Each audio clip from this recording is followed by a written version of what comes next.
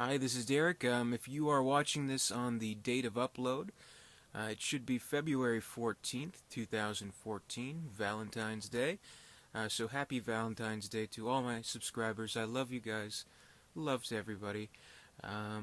If you're alone today on Valentine's Day, don't feel bad. Don't worry about social convention. I mean, do whatever you want to do.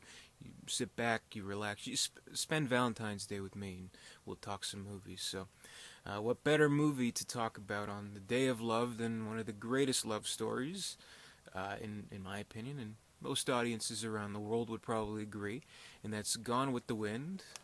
So, if you want to follow today's recommendation and watch this movie, then go have fun watching a 5-hour movie. No, I'm just kidding. It's not 5 hours. It's 4 hours.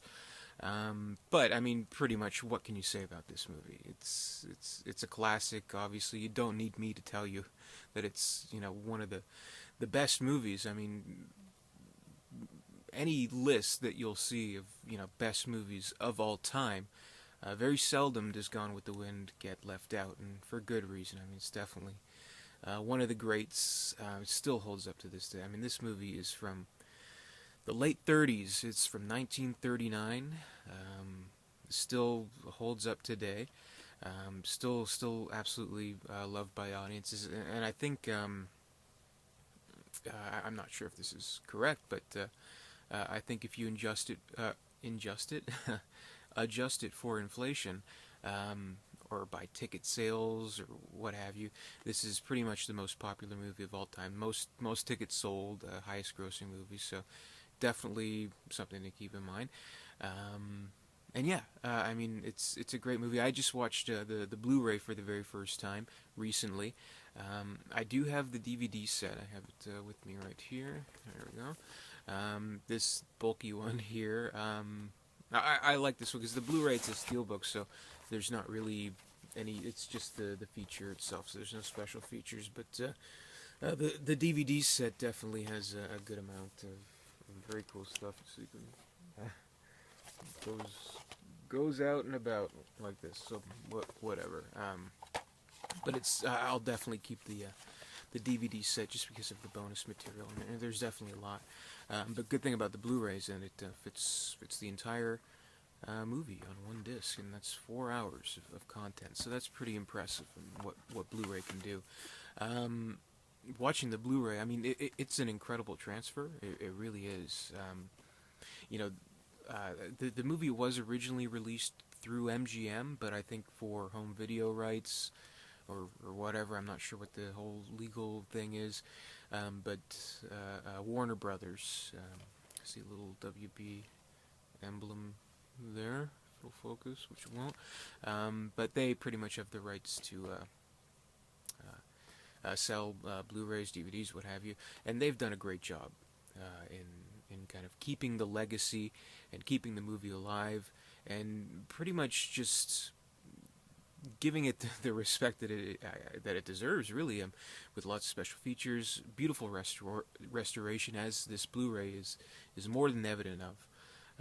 The Blu-ray transfer is just stunning. I mean, the DVD alone, that was an excellent transfer, but the Blu-ray puts that to shame. So definitely, if you've experienced this movie plenty times in the past, as I have. I've seen it on TV, on VHS, on DVD, but Blu-ray is the way to go. It's quite incredible because, I mean, obviously this was, at the time, it was in 1939, so a movie to be in color was a big deal. So they really take advantage of all the colors possible. Like, everybody remembers that one scene with Scarlett O'Hara, with the green dress, the curtain dress that she made, and how vibrant and how it stood out, and the red hot scenes of when Georgia is burning. Really vibrant colors to this movie, and brought to life entirely on Blu-ray, brought to a brand new life. So I can't recommend getting the Blu-ray enough if you're able to track it down, which I got this for $10 on Amazon. So definitely, I mean, hey, even if you have the DVD set, you can't go wrong for $10. But anyway, the movie, of course, is based on Margaret Mitchell's novel. This is a celebrated novel, the great American novel. This is quite an old, dusty book I have here. This is like a 1967 printing, but it's a great book, great movie, very faithfully adapted at David O. Selznick Productions, directed by Victor Fleming, who also directed Wizard of Oz that same year. Great movie, definitely leaves its legacy, but in terms of the actual movie, I mean, definitely something. As they inform us at the very beginning of the movie, it is like a civilization gone with the wind. Gone are the old quaint times of the old South, which in so many ways I think what this movie establishes is that maybe it is for the best. I mean, at least with slavery, which is not good, not good. Devalues the horror of slavery, but I mean, obviously, what's hard to ignore about the movie is, and again, it is a late '30s movie, so definitely movies around that time were a little more gleefully racist, I guess. This one, I mean, there's some parts that are hard to watch. I'll be totally honest, which kind of tarnishes the movie a little bit. I mean, you definitely see like the slaves pretty much as comic relief, which is pretty insensitive. But all things considered, I mean, it could have been worse. I mean, definitely compared to other things that were a product of this time. Definitely not as insensitive as some others. But there's definitely some hard scenes to swallow. But given that it's a 4-hour movie, it occupies a very small percentile, so that's easy to kind of forgive or ignore or what have you, because this movie, I mean, essentially it is one of the great on-screen love stories between Scarlett O'Hara and Rhett Butler. Scarlett O'Hara, of course, played by Vivien Leigh.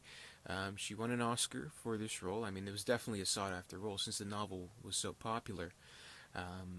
She, of course, got the role, and she made it the iconic role that it is. I mean, in terms of literature itself, yes, she's an absolutely great character. And bringing the character to life on screen, in not terms of literature, but in terms of movies, then Vivien Leigh is just iconic in her role. And truly incredible and well-deserving of the Oscar that she received. Also, Clark Gable, of course, he was just as equally iconic as Rhett Butler. I mean, definitely, you can't picture anybody else in this role. Like, imagine if they remade this movie. No, no way. Let it last another 70 years. No way I can see anybody else as Rhett Butler. I think there was a sequel, and I think Jeremy Irons played Rhett Butler. Am I remembering that right? I don't know. Scarlet, the sequel. I think they made it into a TV movie or whatever. Obviously, Margaret Atwood didn't write it because she was like hit by a wagon or something. So somebody else wrote it, and it's not the same. I mean, forget whatever sequels there are. Gone with the Wind, standalone movie about the great romance between Scarlett O'Hara and Rhett Butler. And kind of what's interesting about the love story itself is that even for the time, like even for now, but even for the time, it is such an unconventional love story. Like, it's not like, oh, they're star-crossed lovers or anything. They are, but it's not like there's contrivances setting them apart together. It's purely based on the characters themselves and kind of Scarlett O'Hara in particular as her character, and kind of learning about herself and not really seeing herself as Rhett Butler, and we as the audience see her, and we love her as a character, really, because she is such a strong figure, and without even knowing so, because kind of what the whole struggle and why she is such a complex character, and why this role must have been just so sought after, because it's so uncharacteristic of any kind of female lead you'd see, is because she is truly a complex character, who of course goes through hell to reach her goals, and she makes some questionable moral decisions as well. Marrying the wrong people, marrying for money, kind of in so many ways, lying and cheating to get pretty much to survive. Of course, this is taking place during the Civil War in desperate times. But basically, kind of the dilemma of the Scarlett O'Hara character is that she is struggling with progress, sort of like. Uh, Essentially, I mean, the movie is sort of like a love triangle, a love square. Is that a love square between Rhett Butler, Scarlett O'Hara, um, Ashley Wilkes, the man that she is originally in love with and wants to marry, but of course he marries his cousin, which I guess not unusual at the time. Um, okay, Melanie, played by Olivia de Havilland, who's excellent in her performance as well. Like definitely credit where it's due. You may remember her as Maid Marian from Adventures of Robin Hood, and apparently she's behind the scenes one of the influential actresses in getting the Actors Guild started. Something like I don't know the complete history of Olivia de Havilland. Sorry, but anyway, basically it is like this conflict, this love triangle, love rectangle, square, whatever. But the dilemma of Scarlett O'Hara is that she does wish, she could be in Melanie's place. Like she's everything that she wants to be or who she wants to be. Of course, not just in love and getting married with Ashley Wilkes, but her own sensibility. Like the thing about the Melanie character is that she is so pure and so good. She doesn't seem to have nearly any flaws. Like there's some scenes where when they killed the Yankee soldier, where she like lies for her and stuff like that. But it's little white lies, and how devoted she is to her husband and to Scarlett O'Hara as her friend, and how she's just uncompromised as a human being, and a very faithful friend, faithful wife, all around angel. And keeping in with kind of the sensibilities of like the innocence of the old South and the old days at their plantation, and that's what Scarlett O'Hara longs for. But what she's fighting for this whole movie. I mean, it's a long movie. It's episodic, so you see her journey. So what she's kind of fighting for, she thinks if she can get through this, she's going to be able to get to these old days. She's going to get back to that innocence. Little does she realize that's not the point of her journey, and it's not obviously not going to be the case.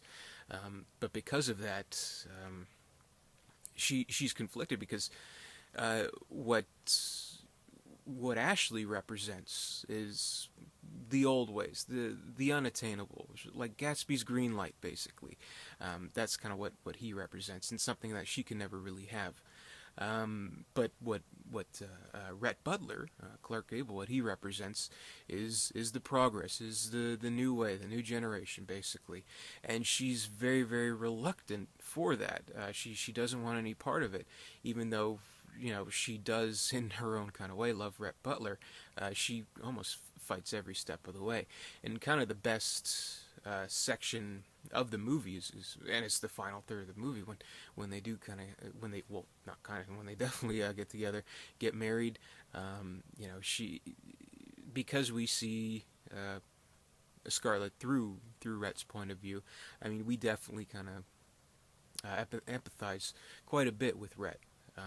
And how he wants to maintain the relationship. He wants to keep everything, loving. If she just let him love him.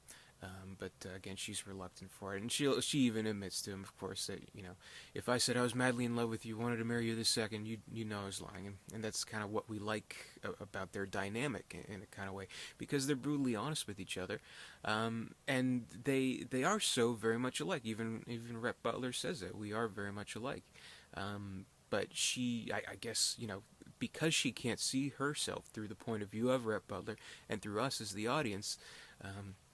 She can't see that worth that she so clearly has, which is kind of the tragedy of the character ultimately, and kind of when she forces her way into it, basically. Again, it's just every step of the way. There's always the lingering desire, the longing for that old life, and we can tell, and Rhett can tell also, that she's still in love with Ashley Wilkes. So that's kind of, symbolic. She still wants the old way, but she doesn't realize it's a thing of the past. So that's kind of the tragedy, I guess, of Scarlett O'Hara. But she is such a complex character, and such an endearing one, that, even at the end, oh my God, spoiler alert, when Rhett leaves her, that's kind of, we still, as the audience, love her, and he still loves her too. But she just feels it, I guess, a lost case. And the acting in this movie is phenomenal. I mean, definitely, as I mentioned, Vivien Leigh is great in the role of Scarlett O'Hara. She truly, truly is. Clark Gable as well. I mean, definitely, a very. It's hard to describe his performance, really, because he is pretty macho, or manly, or however you want to put it. One of the manliest man, but he is a sensitive character. I mean, definitely when their daughter gets into it, when they have a daughter, you can tell, what a softie he is, basically, and how much he loves her. And then when tragedy strikes, as unfortunately it does, how it tears them apart. And that's pretty much it for the relationship. And kind of one of the best and most powerful scenes, or most emotionally effective scenes, is when Marion, not Marion, Melanie. I'm thinking of Robin Hood again. When Melanie and the maid, played by Hattie McDaniel, they're speaking of it. It's all exposition. They're speaking about what happened in the aftermath of their daughter, of Scarlett and Rhett's daughter. And because we know the characters so well, we can almost envision it in our mind, as we would with the novel, and how Rhett's gone insane with grief, totally insane, and it breaks your heart just to hear it. Like, if they filmed the scenes that they talk about in the exposition of him grieving over the daughter, I don't think it would be as powerful. So it's very a clever kind of storytelling trick. I guess when you're already pushing 4 hours, you need to take maybe little shortcuts, but that works definitely to the advantage. I can't remember if that's exactly how it played out in the novel, but what have you. Aside from Vivien Leigh, the only one who won an Oscar was Hattie McDaniel, playing the maid, which, I mean, come on, this is 1940. She was the first black person to be nominated for an Oscar, first to win. So that's pretty much saying something about the movie. I know it is, at many points in the movie, racially insensitive, and kind of makes you a little uneasy. But that's kind of for minor characters. I do think Hattie McDaniel's character is a very strong performance, and the fact that, like, in those days, even though yes she is a maid character, that they give such a prominent role to a black actress, I mean, that's definitely something. And the fact that she won is definitely a milestone, really. So yeah. But the movie, of course, won other Oscars. It won Best Picture, of course. I mean, you don't need me to tell you that. It won 10 in total. It won 8 competitive Oscars. But then again, it kind of lost to itself, because both Olivia de Havilland and Hattie McDaniel were in the same category. So I don't know. You can't win them all unless it's a tie. Best Director, Victor Fleming. Plenty of other awards. It won special achievements for its cinematography, and I believe for visual effects.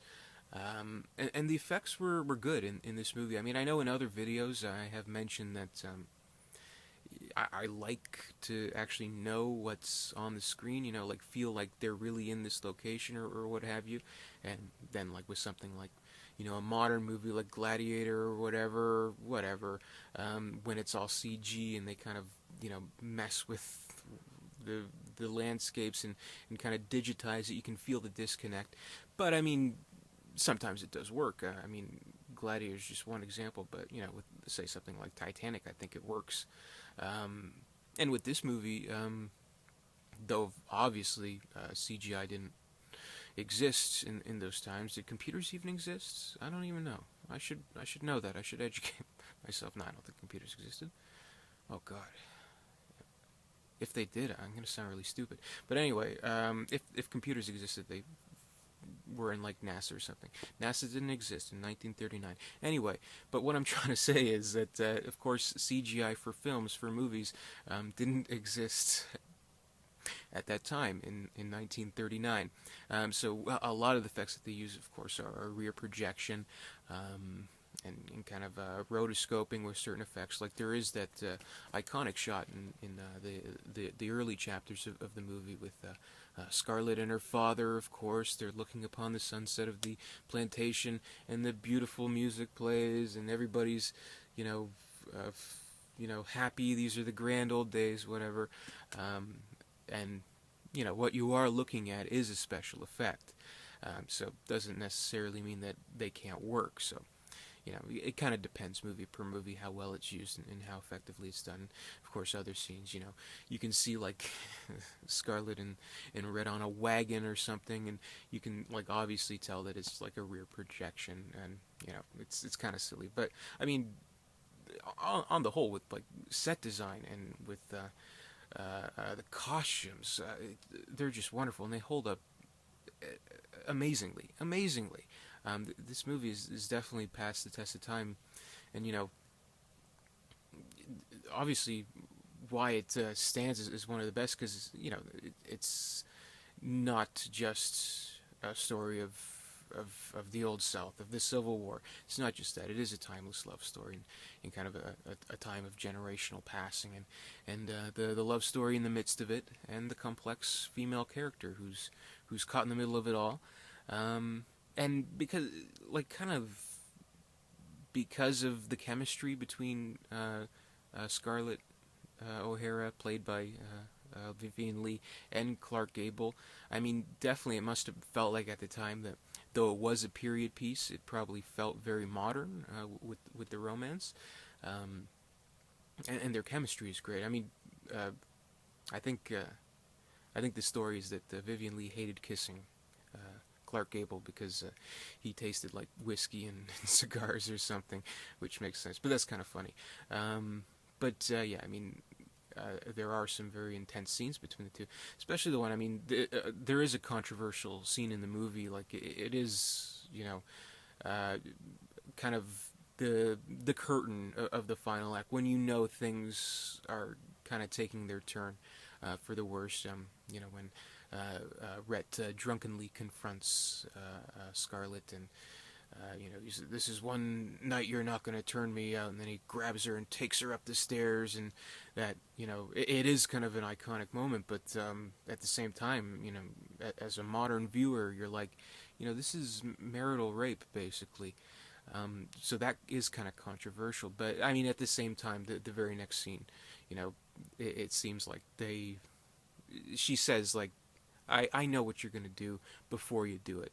So kind of justified in that way. I don't know. But it is a powerful scene. Like the most powerful scenes are, ironically, not their loving, embracing scenes, which you don't see too many of in this movie. But it is when they kind of butt heads, and when they conflict with each other. So, I mean, that's kind of why it's so interesting, and again, unconventional. Because you don't see too many love stories where it's the actual characters themselves that are stopping each other from being in love. Usually, there's some, tired old plot device, like, oh, she didn't get the letter, or whatever. I don't know, whatever. Or our parents don't want us together, whatever. Yeah, Shakespeare, you hack. Anyway, yeah, I just think it's a fantastic movie. Obviously. Definitely a movie that I do have to watch around this time every year, or even just any old time. I mean, obviously a 4-hour movie, it's a lot to get through. It's not like a quick watch or anything like that. You have to be ready for it, and kind of me personally as a viewer, as a self-confessed film buff or whatever. What do you a movie fan? Whatever. I can't watch a movie in like shifts. I hate doing that. I don't want to do it. If I'm going to watch a movie, I want to watch it to beginning to end, which is tough when a movie is like 4 fucking hours long. So you gotta plan it right. You gotta set aside the time. and just have the right mood for it. Basically, have the right patience for it, because this is a movie. Though it is very long, it goes by really really quickly. I mean, it's definitely because there is always something new, because there is always new a plot element, because you feel like that time in the historical context of the film is going by so swiftly, and kind of that's how the characters feel. So there is always kind of a new predicament. Um, you know, by the time it ends, you're like, I kind of want a little more, which is kind of the ultimate, I guess, irony of the film's length. But having said that, the movie does end on, of course, a famous note, infamous scene with, where will I go? What will I do? Frankly, my dear, I don't give a damn. Um, One of the most memorable scenes of the movie, and of course, tomorrow is another day. Um, so when you think about it, Scarlett O'Hara, she has she's probably had more than a few Valentine's Days alone herself. But the thing that we love about this movie is not where we're left, but everything in between, and the experience, and their very passionate, very conflicting, and very very unconventional love affair. So I think it's just an incredible movie. I mean, definitely there are issues with it, but it's more Time's fault. I mean, the sensibilities at the time with racial insensitivity, but again, it could be worse with that. What we're left with is a movie that has been restored to an absolutely pristine level with the Blu-ray. Everything, look, I won't say for this one, oh, it could have been filmed yesterday. No, I mean, you definitely can tell that it's a movie from the 30s. But they've restored it to the highest possible quality that they could, I believe. And unless they come out with another format, another digital format, super duper Blu-ray, I don't think a movie will look as good. This movie will look as good as it does on Blu-ray right now. So definitely now's the time to get the Blu-ray.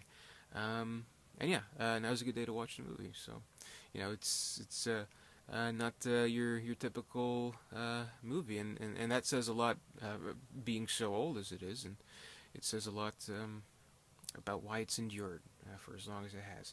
But I've been rambling on for quite a bit now. What have we discussed? Whether computers exist, racial insensitivity in the 30s, Scarlett O'Hara. I think we had a good talk.